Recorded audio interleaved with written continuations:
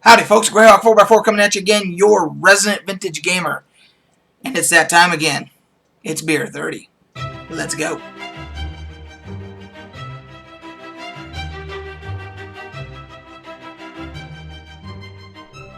So, before I get into this episode's selection here, I wanted to address, there was a particular viewer of mine who, when I do the Beer 30 episodes, this segment, he had a complaint. He does not like the way that I pour my beer, because I pour it with a lot of head on it. And I only have one thing to say.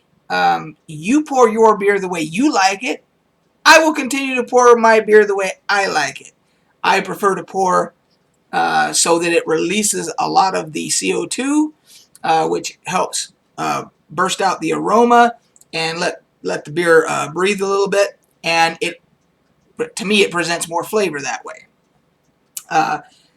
Most places, like in Germany, that's exactly how you're going to get your beer served. It takes them a long time to pour one for you, but it does come with a big, thick head on it, and that's the way it comes. So, anyway, this episode's selection, and for some reason my camera's going apeshit there. This episode's selection is called Le Quartet.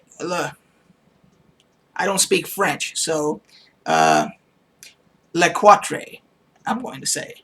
Le Quatre.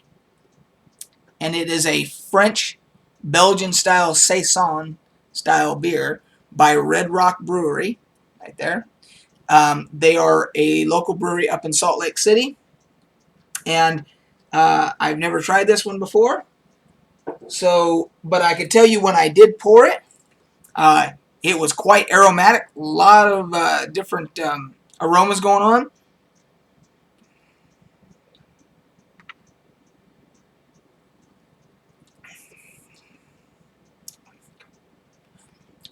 Well, the aroma that hit me up, I would have called it a fruity type aroma. And there's no fruit. It's not like a raspberry or a peach. There's no fruit purportedly in it. But that was just kind of the first thing that I thought of when I smelled it. And when I taste it,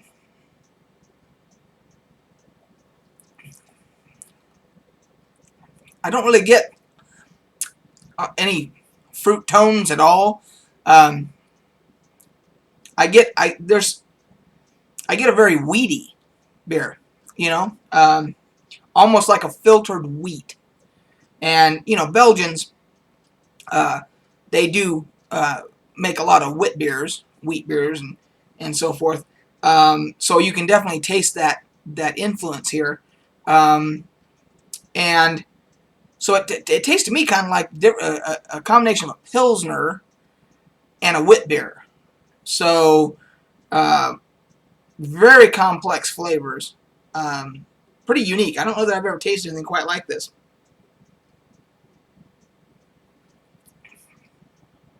It's got just the right amount of hops. It's pretty good. I like that.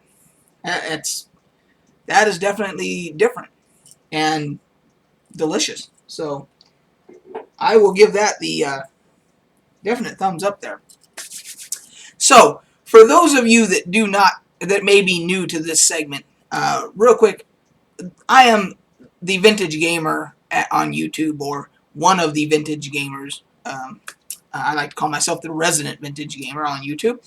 And one of the things that I also enjoy is different styles of beer, craft beer, good beer of any type that you can find from any nationality. It doesn't matter where it comes from, how it comes from, whatever. If it's good, I want to try it, and I want to talk about it. So that's what I do here on Beer 30. I'll pick a beer at random. I always pick up a lot of different singles as testers, and then I talk about them, and I do the segment. And then I talk about just different things that are going on with my life, and hopefully things that you share an interest with. Sometimes it's gaming stuff, sometimes it's not gaming stuff, sometimes it's sports stuff.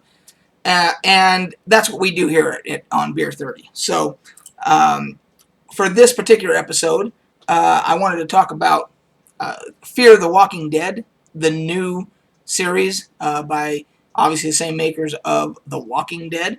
This one takes place in Los Angeles, and it is setting it is presenting the setting for how the zombie apocalypse started to begin with. Where The Walking Dead, it has already begun, and you get into the story that way. This is more of an origin story. So, and it takes place in Los Angeles, where the other one takes place in Georgia. So, being from Los Angeles, it was kind of neat to see LA in there and to see how they were working the West Coast, style and theme and everything into the show. And then it was, of course, really interesting to see how the origin of this thing started. Because when we see it on The Walking Dead, of course, everything has already gone bananas, and there's, very few survivors, and there's lots of zombies. Here, on Fear the Walking Dead, everybody is pretty much still trying to go about their daily lives, and there's just murmurs about, this sickness that is infecting people, and it's weird because they're like not dying when they're shot or whatever, and so they're getting into that whole thing. So for me, I'm hooked, of course, because I love The Walking Dead. I've played The Walking Dead video game series by Telltale, finished those.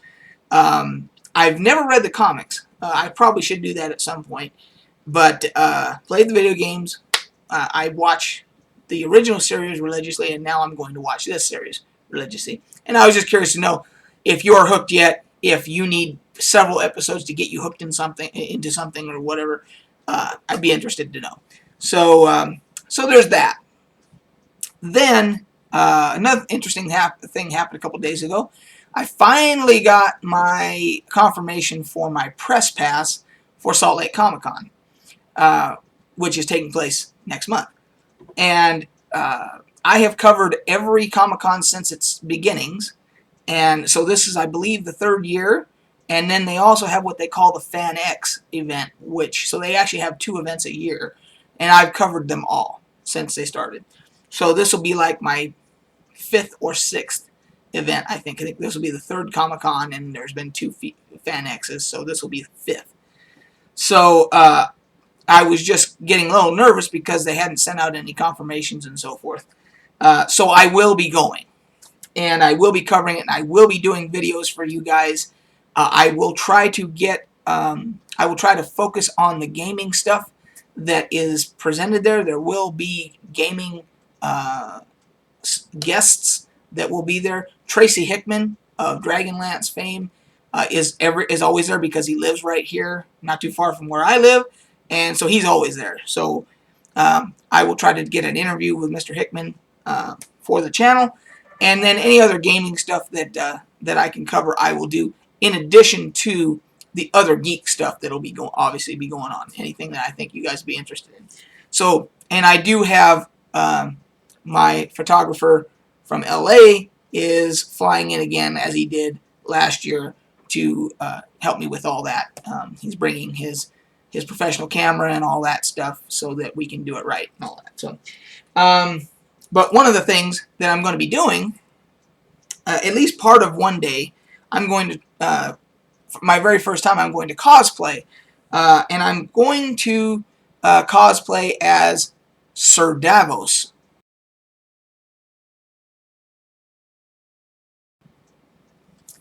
from Game of Thrones. He's one of my favorite characters, and he's about the only character that I can think of that I might be able to pull off.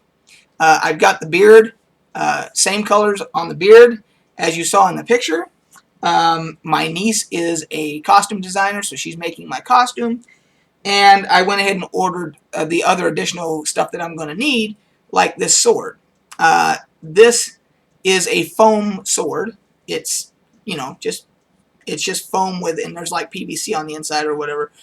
And this is convention approved, because you can't have real weapons, obviously, at a convention. They won't let you in. But they will let this in, and it's very, as you can see, it's just a prop. There's no edge to it whatsoever.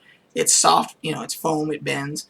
But this was the most realistic looking foam sword that I could find, and we'll give you a look at the hilt and everything there is what it is, and it's a decent length. So I bought a double belt that's part of Sir Davos's outfit, and it comes with a hilt, or not hilt, but a frog. They call a frog to hold the sword. I could not find a scabbard to work with this, so I got to go that route, you know. But the good news is, with this costume that my niece is making for like Renaissance fairs and everything, where you can have real weapons, I can just go ahead and buy a nice real sword with a scabbard and everything to go with it for that kind of stuff.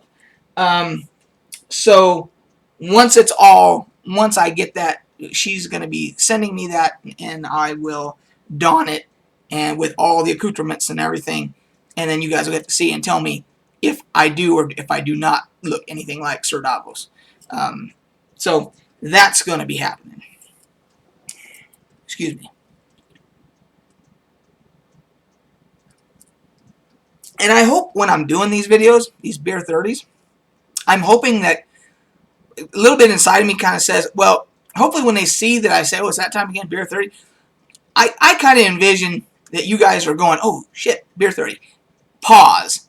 And then you're running to the fridge, and you're grabbing a cold beer or whatever, and then you're coming back, popping that, and then you're starting it and having a beer with me. In my mind, that's what's going on. So, anyway.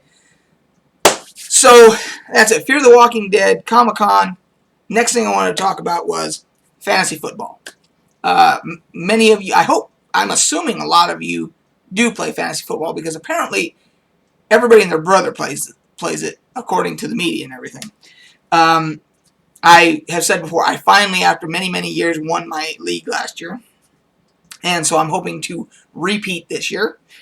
My starting quarterback is Tony Romo. I don't know how that's going to work out for me. Usually I try to get Peyton Manning. He's always been steady for me. And we'll see. I feel it could go one way or the other.